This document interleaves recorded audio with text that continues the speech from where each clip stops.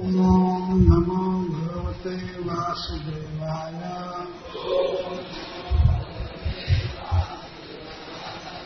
ओम नमो भगवते वासुदेवाय।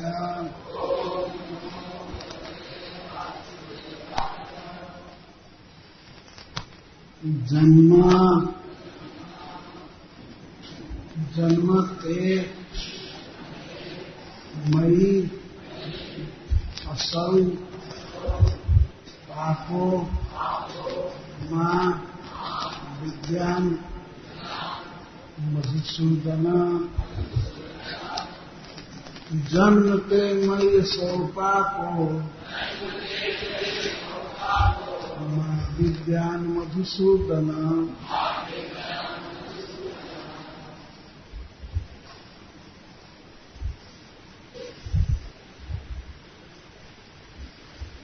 समुद्विजय भव भेत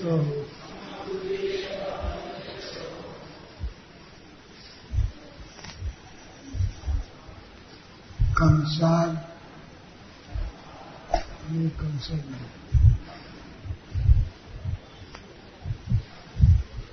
क्या है बोलिए। कंसाद अहम अधीर धीर। जन्मते मयि असौ पापो मां विद्यान मधुसूदन। समुद्विजय भवद्हेतो कंसादहम अधीरधीः। उपसंहर विश्वात्मन अधोरूपमलौकिकम्। शंख चक्र गदा पद्म श्रिया जुष्टम चतुर्भुजम्।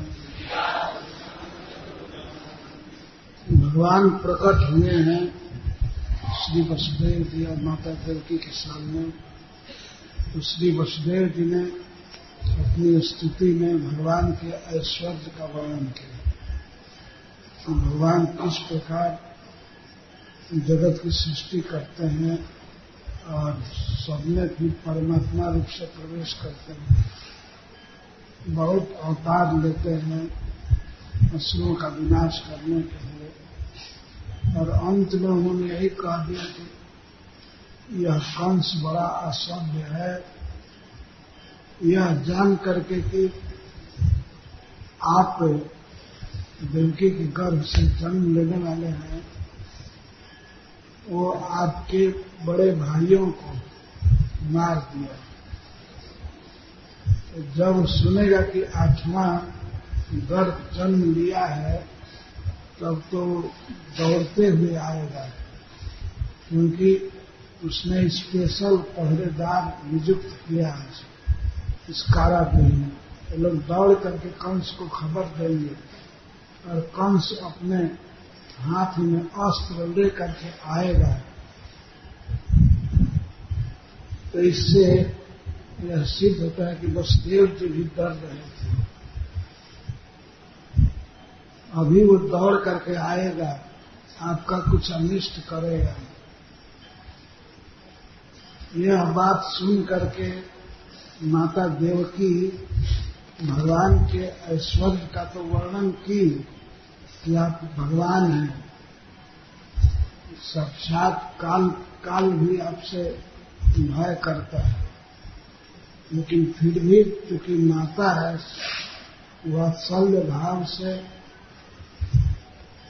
वो घबरा गई। भगवान से आग्रह करने लगी कि आप इस रूप को अंतर्हित कर लीजिए। ते जन्म, आपका जन्म मेरे गर्भ से हुआ है, इसको कंस न जानने पाए। हे मधुसूदन, जन्मते मयसौ पापो मां विद्यान मधुसूदन। ते जन्म, आपका जन्म मई मुझसे हुआ है, मेरे गर्भ से हुआ है, इस बात को पापवती कर्म से माँ विद्या न जान पाए। कैसे नहीं जान पाएगा? तो यही आशा था कि आप अंतर्ध्यान हो जाइए, आप इस रूप को तिरोहित कर लीजिए।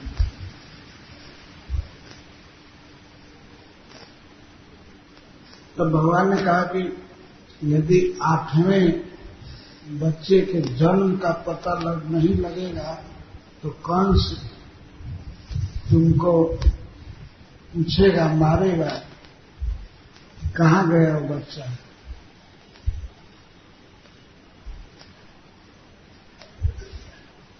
तो माँ कहती है, समुद्र भवद है तुम, मैं अपने मरने से नहीं डरती हूँ, मैं तुम्हारे लिए बहुत डर रही हूँ। भवद है तो आपके लिए डर रही हूँ, क्योंकि मैं एक अबला हूँ, मुझमें धैर्य नहीं। मैं कंस से भयभीत हूँ, कंसाभीत, अधीर भी, मेरी बुद्धि घबरा रही है, चंचल हो रही है, इसमें धैर्य नहीं है, मैं बहुत डर रही हूँ। अभी माता देवकी कांप रही थी, मैं बहुत डर रही हूँ, आ करके आपका अनिष्ट कर देगा।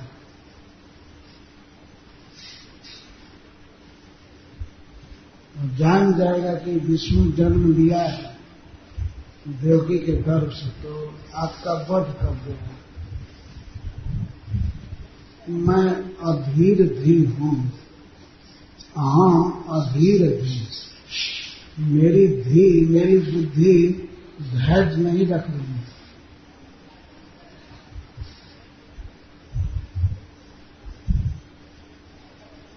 मेरी बुद्धि बहुत चंचल हो रही है, मैं आपके लिए बहुत डर गई हूं, मेरा हृदय कांप रहा है। यही अच्छा होगा कि आप इस रूप को तिरोहित कर लीजिए।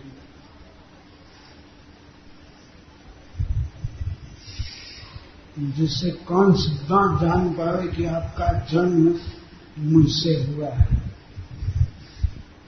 केवल मेरे गर्भ से जन्मे हुए बच्चों को मार दिया आपके कारण।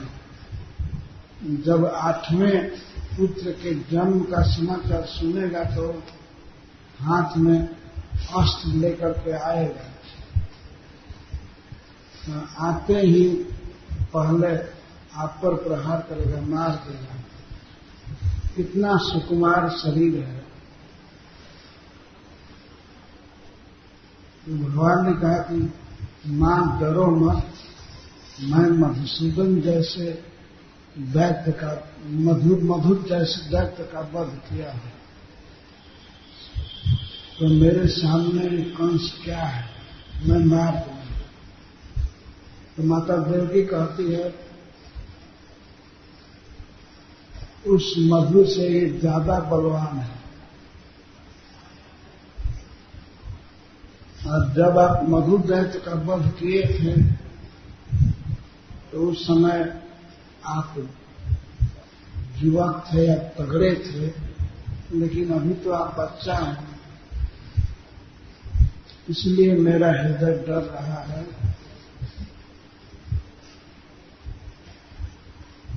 इसको छिपा लीजिए। श्री भगवान वैसे ही मुस्कुरा रहे थे, पर मां घबरा रही। उपसंग्र विश्वात्मा कहते हैं, विश्वात्मा आप विश्व की आत्मा हैं और कोई भी रूप प्रकट कर सकते हैं, रूप तिरोहित कर सकते हैं। तो आपसे मेरी प्रार्थना है, यह रूप उपसंहार, इस रूप का उपसंहार कर दीजिए। अदह रूपम, यह रूप अलौकिकम, लोकातीत, लोक से भिन्न यह रूप आप तिरोहित कर लीजिए।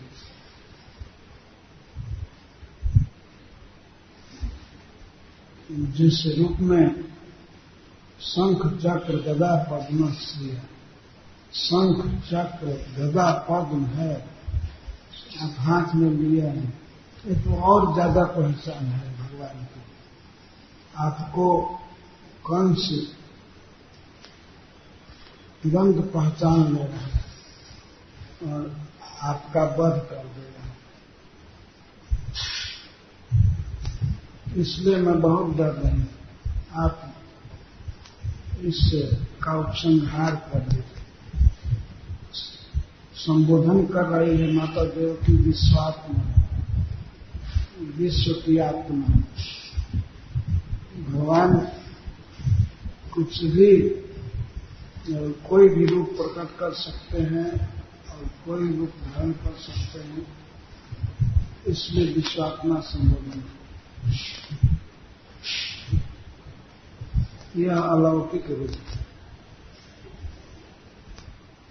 लोक में ऐसा रूप नहीं होता है।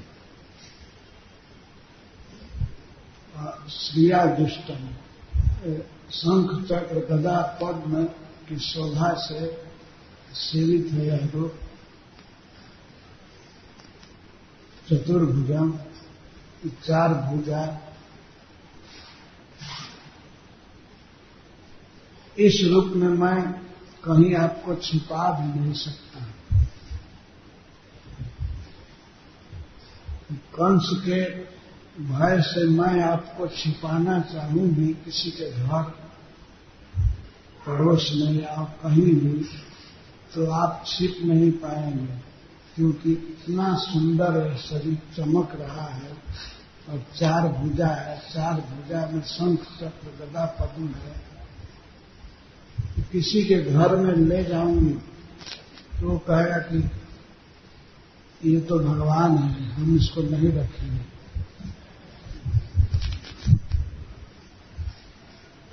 तो आप साधारण बच्चा बन जाएंगे। दो भुजा, दो बाहों वाला बच्चा बन जाएंगे, इसे कहीं आपको छिपा सके।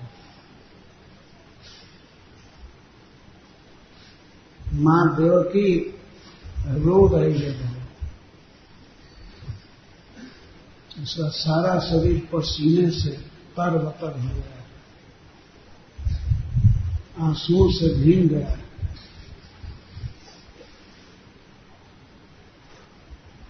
मैं आपको चाहती हूं कि छिपा दूं। अगर आप रूप तिरोहित नहीं कर पा रहे हैं तो मेरी इच्छा है कि मैं कहीं छिपा दूं, कंस आपको न देखे। इसलिए आप इस रूप का उपसंहार कर लीजिए। तो भगवान ने कहा मुस्कुराते हुए, मां, मैं तुम्हारा पुत्र बना हूं। सारे देवता तुम्हारा गुण गाएंगे, तुम्हारी बहुत प्रशंसा होगी कि भगवान की यह मां है।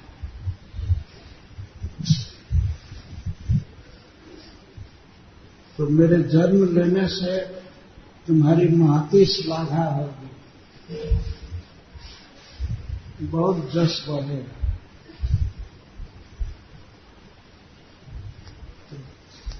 मां देवकी कहती है, विश्वम विदेतत् सुतनम निशांते, निशांते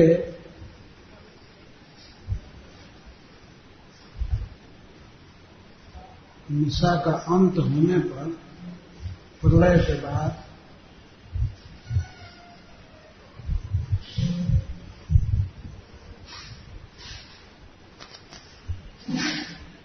सारे जगत की सृष्टि करके अनंत ब्रह्मांड आपके भीतर अवस्थित होते हैं। फिर प्रलय काल में समस्त ब्रह्मांड को, सारे जल को, मिट्टी को, अग्नि, हवा और आकाश सबको पी करके अपने भीतर खा करके आप शयन करते हैं। सारे ब्रह्मांड को अपने भीतर रख लेते हैं।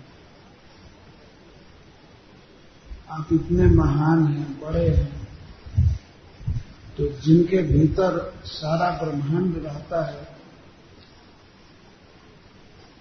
वो भगवान मेरे पेट में आए,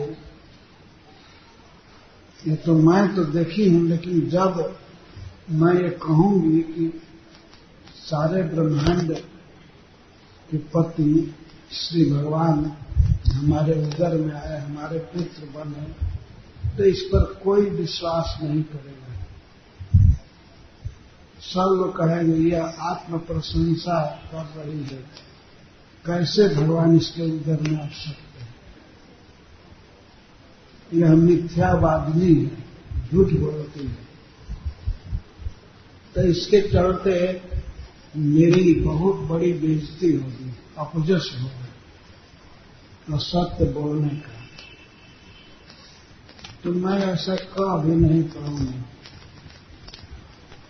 कि भगवान मेरे गर्भ से जन्म लिए, मेरे पुत्र हैं, इसलिए मुझे जस की कामना नहीं, जस मिलेगा भी नहीं, अपजस मिलेगा। इस कारण से आप इस रूप को छिपा दें।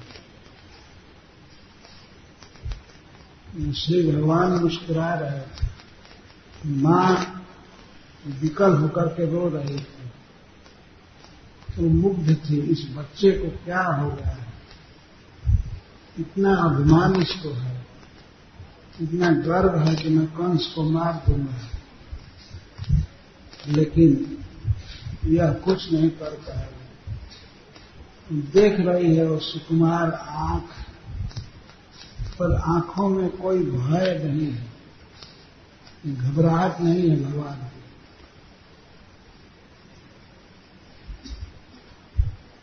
तो विनय कर रही है कि आप इतना निडर मत बनो, कंस से बहुत बड़ा बलवान व्यक्ति और स्वभाव अतिशय निर्दय है, क्रूर है, और देखते ही कुछ कर देगा, अनिष्ट कर देगा।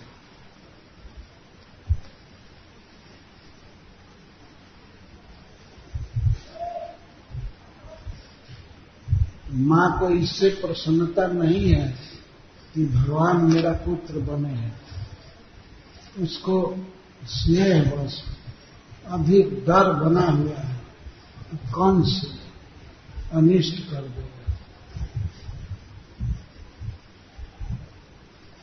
तो भगवान अपनी मां को समझाते हैं, तुमेव पूर्व सर्गे भू कृष्णी स्वयं भूय सती तदायम सुतपा नाम प्रजापति रकौन। हे मां सुनो, पूर्व सर्ग में स्वयं भूआ मनवंतर में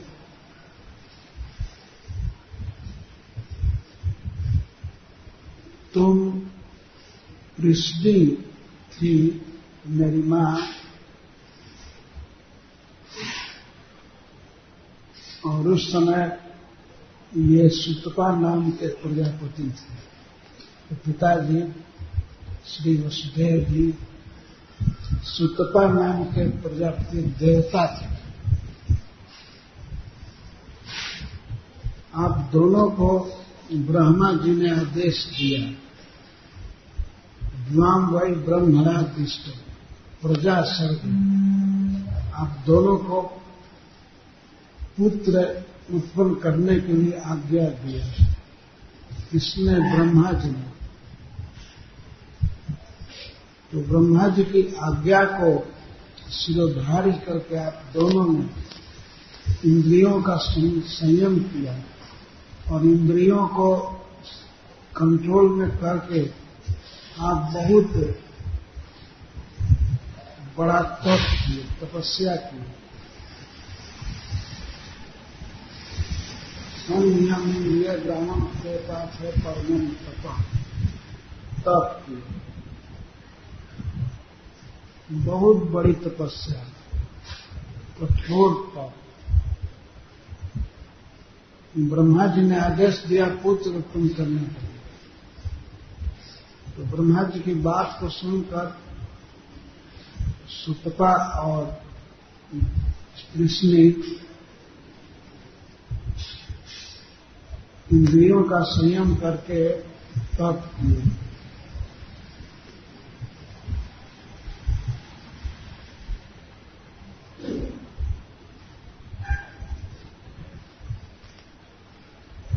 वर्ष हिमा तप,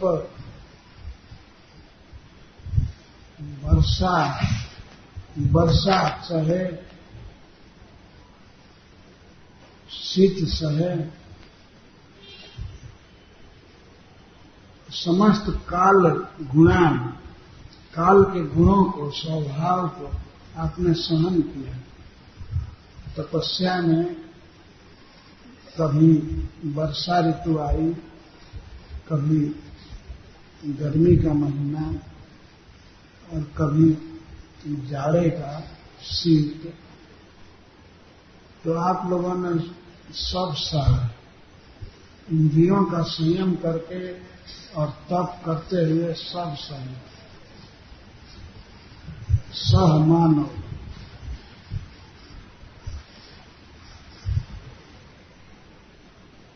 शीत सहे, गर्मी सहे, वर्षा सहे, आंधी सहे। एक नदी के तट पर, और ऐसा वर्णन किया जाता है कि वो नदी जमुना जी थी। भद्र वन में तपस्या की। भद्र वन भांडीर वन के पास है। तो भद्र वन में तपस्या की।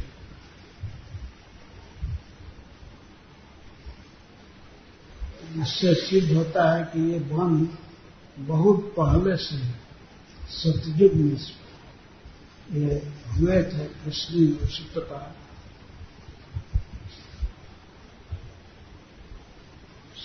सहमानव श्वास रोध विनिर्भूत मनोमल। और आप दोनों ने प्राणायाम किया। प्राणायाम करने से आपका मनोमल विनिर्धूत, विशेष रूप से निर्धूत हो गया। मनोमल क्या है? मन में सांसारिक कामना जो है, यही मल है। कोई भी इच्छा हो जाए, इच्छा न पूरा हो तो फिर क्रोध हो जाए, और इच्छा पूरी हो जाए तो और ज्यादा पाने की इच्छा हो जाए, लोभ हो जाए, तो यही मन का मल है, मन की गंदगी। मन यदि कृष्ण भावना से भरा रहता है तो वो निर्मल है।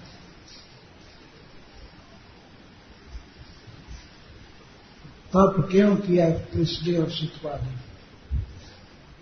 जब पुत्र उत्पन्न करने के लिए कहा गया तो इन्होंने तप किया। ये बहुत बड़े भक्त थे। इन्होंने विचार किया कि पुत्र हम ऐसा नहीं चाहते हैं जो नश्वर हो, जो मर जाए। अविनाशी परम पुरुष श्री भगवान हमारा पुत्र बने, इसलिए भगवान को प्रसन्न करने के लिए एक तप कर रहे हैं। बहुत कठिन तप।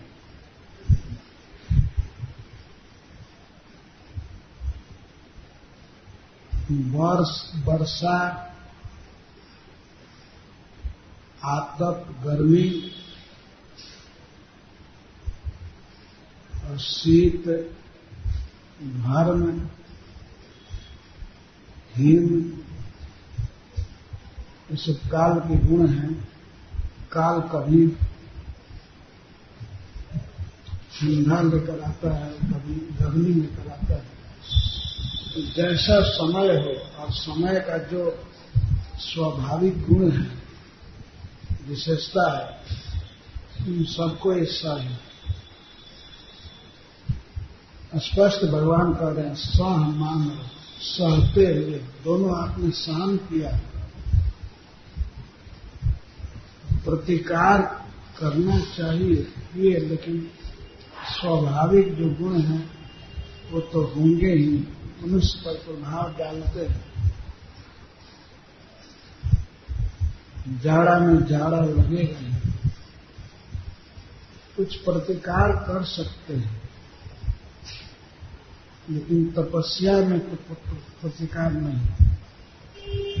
तपस्या के समय विशेष जाड़ा सहना और गर्मी के दिन में गर्मी सहना यह आवश्यक है। भगवान को पाने के लिए कुछ तप तो होना चाहिए। ऐसा तप हम लोग नहीं कर सकते सुतपा के समान और कृष्ण के समान, लेकिन हम अपनी योग्यता के अनुसार कुछ तप तो कर सकते हैं। श्रील प्रभुपाद जी ने मंगला आरती का नियम बनाया है, आदेश दिया है। तो मंगला आरती के लिए उठ जाना इतना तो कर सकते हैं हमें, और जब तक नाम जब पूरा न कर लें तब तक कोई चीज खाए नहीं, इतना तो कर सकते हैं। पर जैसे ब्रह्मा जी की आज्ञा का ध्यान रखा कृष्ण और सुतपा ने, ऐसे श्रील प्रभुपाद के आज्ञा का आदर करना चाहिए।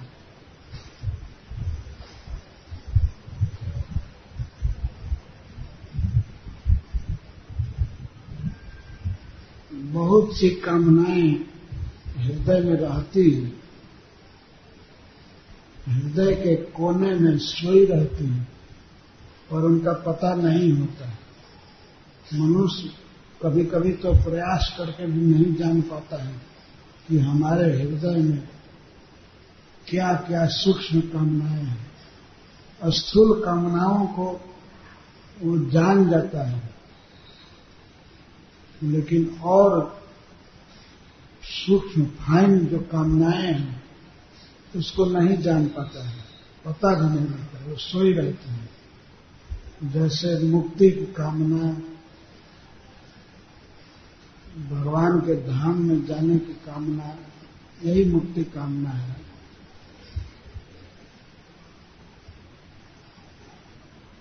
भगवान की सेवा के लिए नहीं, हम मुक्त हो जाएं, जन्म मरण से मुक्त हो करके और उनके ज्योति में या उनमें मिल जाएं, आराम करें, कि जन्म मरण खत्म हो जाए। ऐसी जो कामना है ये बहुत सूक्ष्म कामना है, बहुत छोटी, दिखाई नहीं पड़ती है। तो इसीलिए कामनाओं को समाप्त करना चाहिए। प्राणायाम करने से सुतपा और कृष्ण की कामनाएं चली गई। विनिर्धूत मनोमन, भगवान कह रहे हैं वी विशेषण नितरा धूत, सभी कामनाएं मन से चली गई। विशेषण नितरा धूत, विनिर्धूत मनोमन। अगर मन का मल चला जाए तो उसको कहेंगे धूत मल, मल चला गया। लेकिन ज्यादा चला गया तो उसको निर्धूत कहेंगे, और पूरा पूरा समाप्त हो गया तो उसको विनिर्धूत कहेंगे। तपस्या करने से, प्राणायाम करने से कृष्ण और सुतपा की भगवत पुत्र विषय कामना के अलावा और सारी कामनाएं तिरोहित हो। वे तपस्या कर रहे थे, संकल्प करके कि हमें अविनाशी परमात्मा को अपना पुत्र बनाना है, जो कभी बूढ़ा नहीं होता, कभी मरता नहीं, कभी उसका शरीर व्यय नहीं होता, क्षीण नहीं होता। इस परम रहस्य को जानते थे तो भगवान को पुत्र रूप में पाने के लिए वे तप कर रहे थे। इस संसार में जब किसी का विवाह होता है किसी कन्या के साथ, तो उस व्यक्ति को अवश्य कामना हो जाती है कि हमको पुत्र होना चाहिए। पुत्र यदि नहीं होता है तो वह बहुत सा उपाय भी करता है, पुत्रेष्टि यज्ञ, किसी तांत्रिक से पूछता है, बेकार भटकता है, कई उपाय करता है, पर वो स्वयं जानता नहीं है कि कौन जीव मेरा पुत्र बनेगा। कोई पहचान नहीं होती कि हम यही जीव आना चाहिए हमारे पुत्र के रूप में। कोई भी आवे, कोई पूर्व जन्म में कोई भूत हो या चाहे गाय हो या कोई भी देवता हो, दानव हो, मनुष्य हो, हमारा पुत्र बने।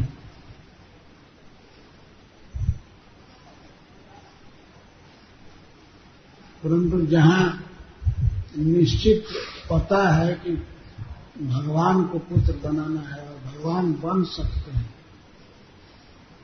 तो बड़ी उत्कंठा से कृष्णी सुतपा तप कर रहे थे।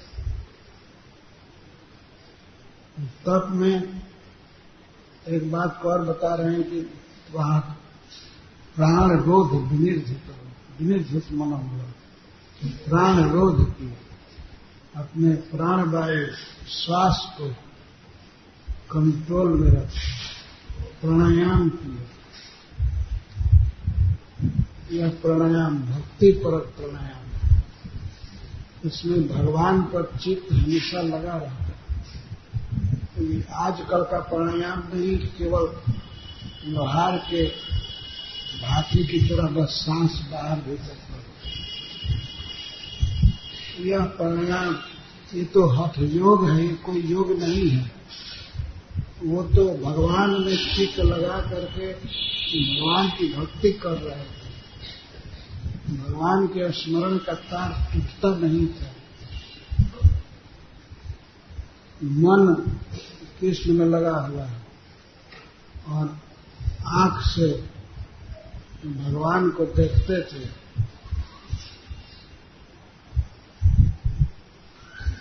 अपने लिए श्री विग्रह भी रखे होंगे। तो सतयुग था, उस समय ध्यान ही प्रधान होता है। कलयुग में भगवान का श्री विग्रह जरूर रखना चाहिए।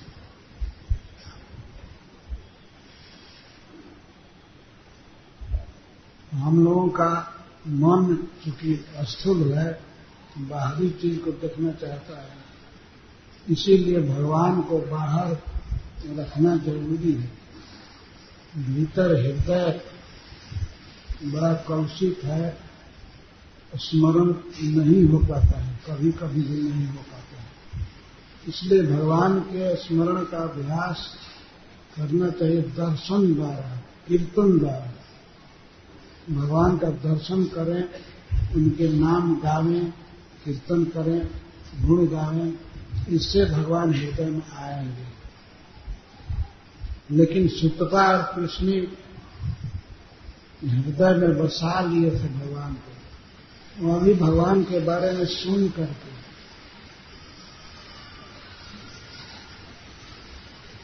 और उनको पाने के लिए इस तरह कठोर तप कर रहे हैं, प्राणायाम कर रहे हैं, योग साधना कर रहे हैं।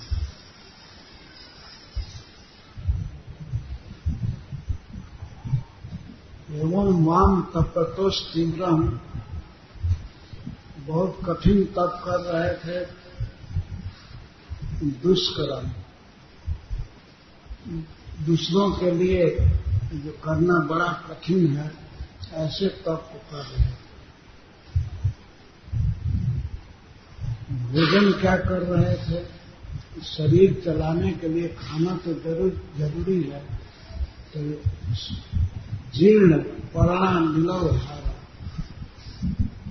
जीर्ण पड़ा, पत्तों से, पेड़ों से जो पत्ते पुराने होकर अपने आप गिर जाते थे, उन पत्तों को कभी कभी खाते थे। किसी दिन खाते थे, कभी नहीं भी खाते थे।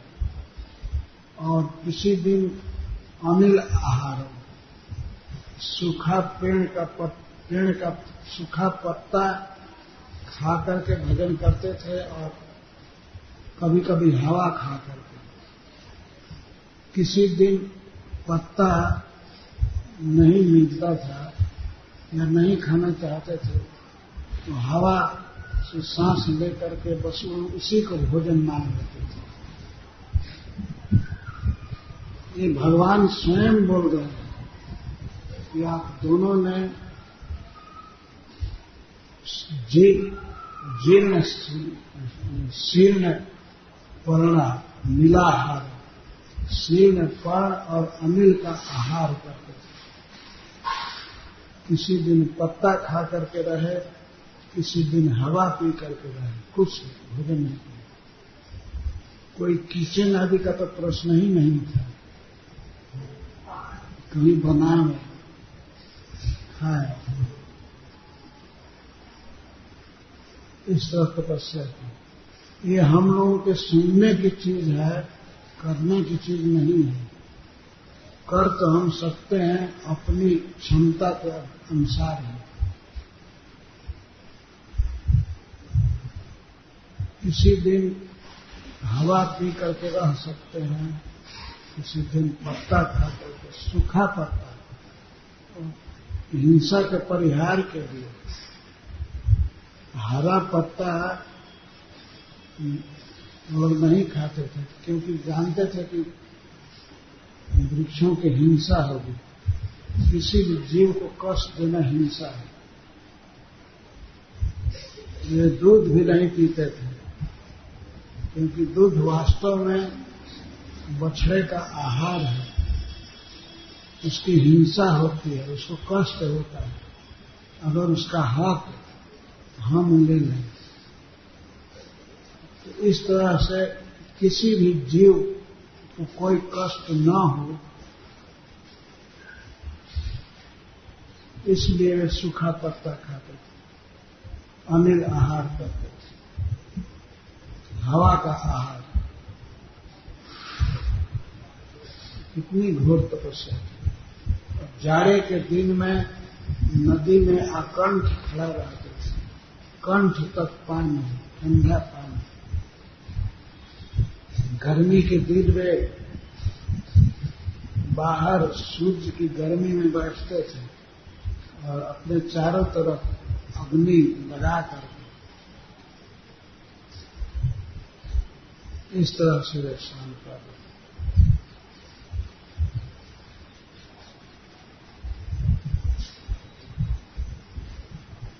और भगवान में मन लगा हुआ था, यही लालसा बढ़ रही थी कि भगवान हमारा पुत्र बनेंगे, हम पुत्र लालन का सुख लेंगे।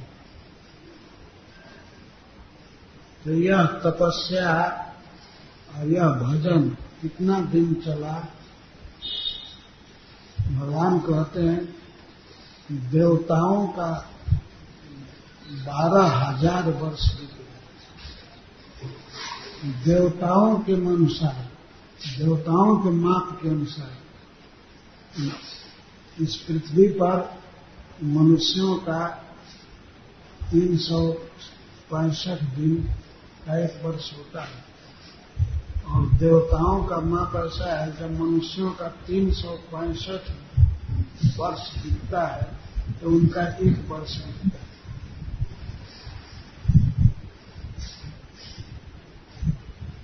इस हिसाब से 12,000 वर्ष ये 12,000 उसको मनुष्य के वर्ष में गिना जाए तो 43,20,000 वर्ष है। इस तरह तपस्या की सतपाल कृष्ण 43,20,000 वर्ष काल के गुणों को सहन किए, भोजन इस तरह से पत्ता और हवा खाए और तपस्या द्वारा श्रद्धा का अर्थ भगवान में पूर्ण विश्वास था कि भगवान सर्वज्ञ है और हमारे भाव को, हमारी इच्छा को समझते हैं, वे अवश्य कृपा करेंगे। विश्वास सबसे मुख्य चीज है, इसको श्रद्धा कहते हैं। भगवान स्वयं कहेंगे आप दोनों के मन में परम श्रद्धा थी, श्रद्धा होनी चाहिए।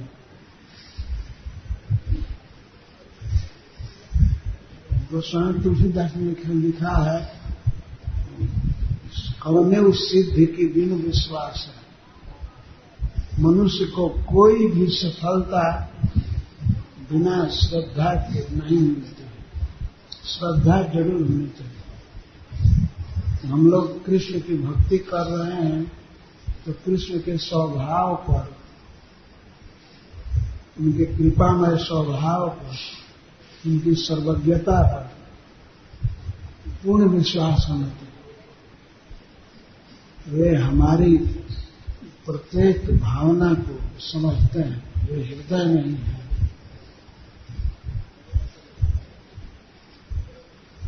और भगवत गीता भगवान की वाणी है, पूर्ण श्रद्धा होनी चाहिए। भगवान जो कुछ कहते हैं सत्य कहते हैं। एक बार भगवान ने कह दिया अर्जुन को कि अनन्याश्चिंत्यन्तो माम ये जना पर्युपासते तेषां नित्याभियुक्ता नाम योगक्षेमं वहाम्यहम्। जो मुझ में निरंतर मन लगाए रखते हैं और भजन करते हैं, उन भक्तों का मैं योगक्षेम वहन करता हूं। योग का अर्थ है जो आवश्यक है उन सारी वस्तुओं को मैं जुटाता हूं और जो जुटी हुई वस्तु है उसकी रक्षा करता हूं। जुटाना और रक्षा करना जो वर्ष है इसकी सब तरह से रक्षा करते हैं, सब चीज देते हैं जो जरूरी है। ये कोई दूसरे का वाक्य नहीं है, स्वयं भगवान का वाक्य है।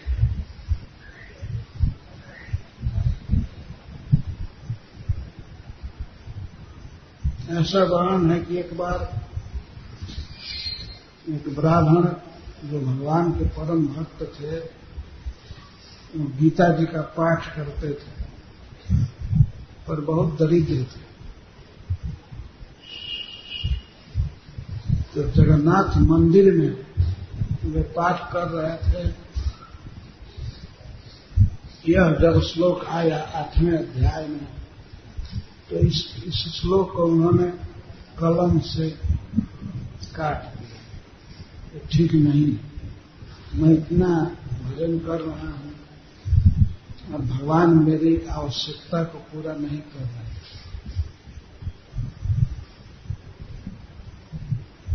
तो वे अपने घर चले गए गीता ले करके, और इधर उस दिन जगन्नाथ जी को जब पुजारी ने खोला दर्शन के लिए, पट खोला तो देखा कि उनके देह पर तलवार लगी है, लकीर लगी है, घाव लगा है।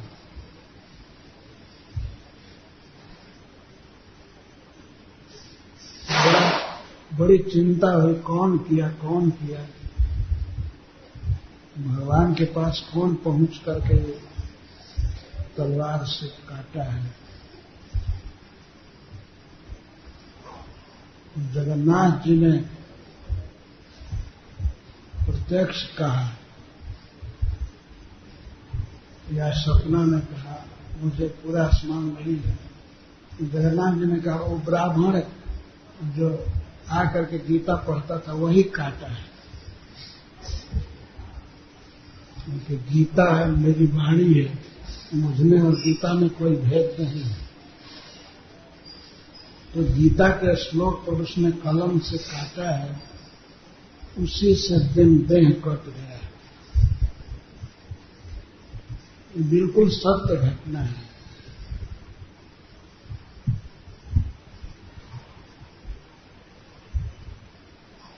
और सदा के लिए सत्य है। आज भी भगवान योग क्षण वहन करते हैं। एक घटना है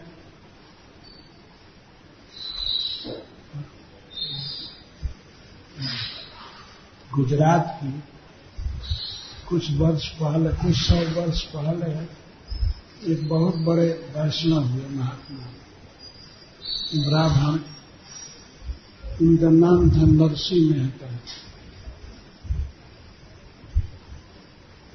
नरसिंह मेहता सदा कीर्तन करते रहते थे। उन्होंने अपनी पुत्री का विवाह किया, एक बहुत बड़े धनी परिवार में।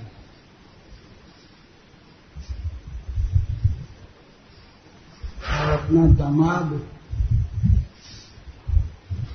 बहुत धनी घर का था, तो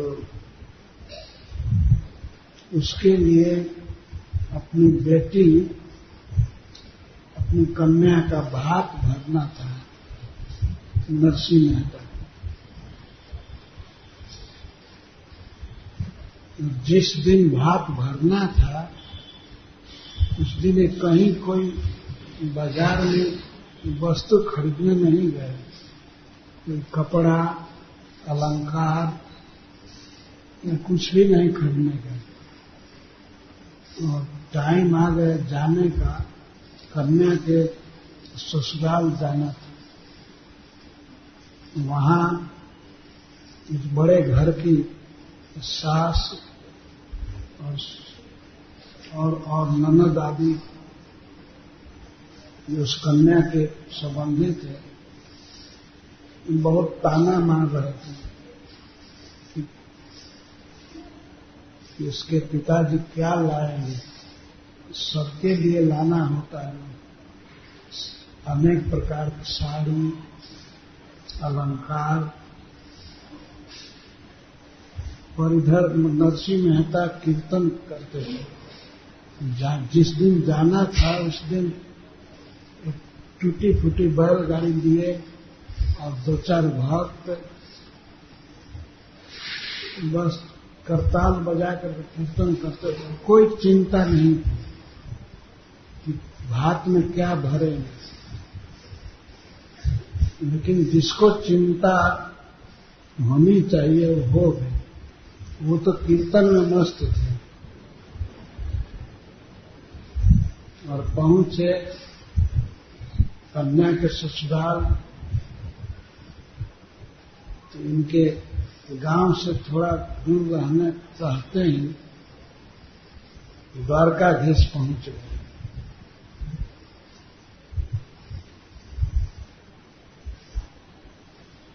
वहां जा करके बड़े सुंदर वेश में उन्होंने कहा, मैं सावल शाह हूं, मेरा नाम श्यामल शाह है, मैं उनका मुनीम हूं नरसिंह मेहता। और बहुत भेंट की सामग्री भात भरने के लिए लाए थे, वो देने लगे। कपड़ा देख करके लोग चकित हो गए। ऐसी साड़ी हम लोग कभी देखे नहीं। वो तो लक्ष्मी जी सब सजा करके दी थी, रुक्मिणी जी दी थी। वैसा अलंकार और वैसा वस्त्र कभी वो लोग देखे नहीं थे। भगवान सब भर दिए। नरसिंह मेहता तो अनन्य चिंतन तो अनन्य रूप से कीर्तन कर रहे थे और उनके बदले में द्वारकाधीश सब कर दिए।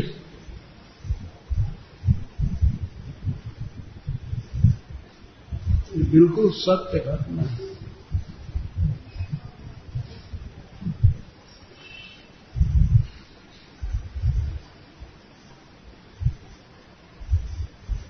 तो इसको कहते हैं श्रद्धा, विश्वास, सुदृढ़ विश्वास।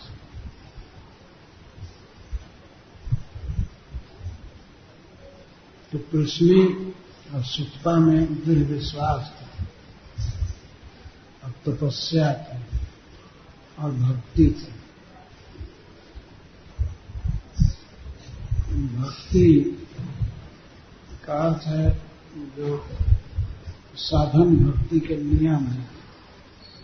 हमें भगवान का स्मरण करना है। श्रद्धा, भक्ति और तपस्या से युक्त होकर आप दोनों ने मेरे इसी रूप का चिंतन किया। भगवान जिस रूप से प्रकट हैं उसी रूप को दिखाकर कह रहे हैं।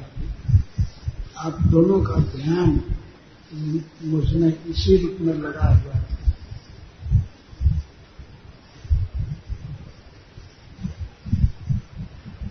जब मैं आपके सामने प्रकट हुआ, आपके भक्ति से प्रभावित होकर, आपकी तपस्या से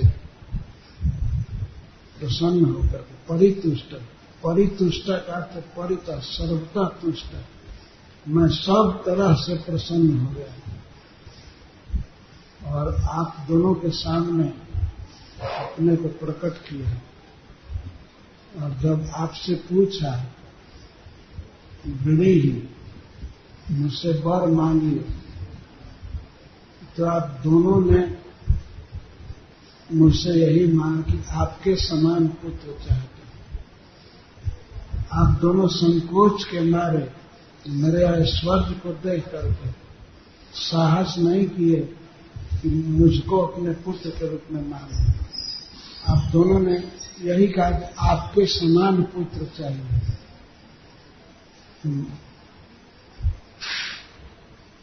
संकोच हुआ कि भगवान को कैसे अपना बेटा बनाए, कैसे बेटा बनने के लिए कहा। इसीलिए कह दिए आपके समान पुत्र चाहिए। तो भगवान ने कहा कि मैं उस समय यही कहा कृष्ण और सुतपा के सामने,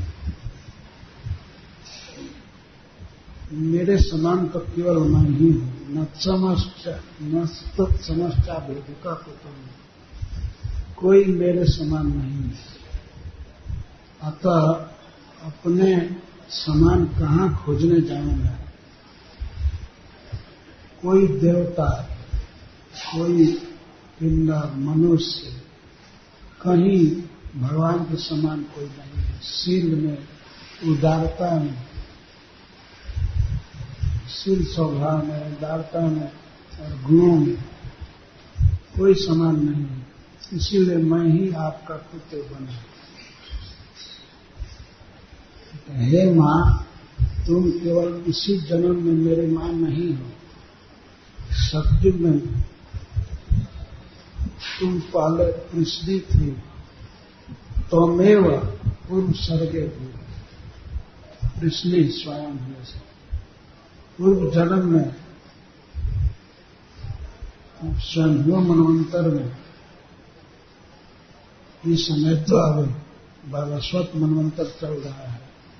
स्वयंभू मनवंतर में ही तुम मेरी मां बनी थी। तुम्हारा नाम पृथ्वी था और तुम्हारे गर्भ से मैं जन्म लिया।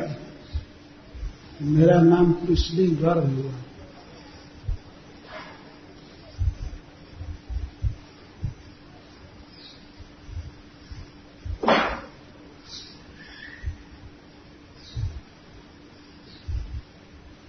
चूंकि मैं वरदाता शिरोमणि हूं, इसलिए मुझे संतोष नहीं हुआ वर देने से। पुनः मैं तुम दोनों का पुत्र हुआ। माता जी तुम मेरी मां बने, तुम्हारा नाम अदिति हुआ और ये सुतपा कश्यप हुए। उस समय में तुम दोनों का पुत्र हुआ। इंद्र का भाई होने से लोग मुझे उपेंद्र कहते हैं और शरीर छोटा होने से देवता लोग मुझे वामन कहते थे। तो इस तरह ये मेरा दूसरा जन्म था। पहले जन्म में मैं कृष्ण गर्भ हुआ।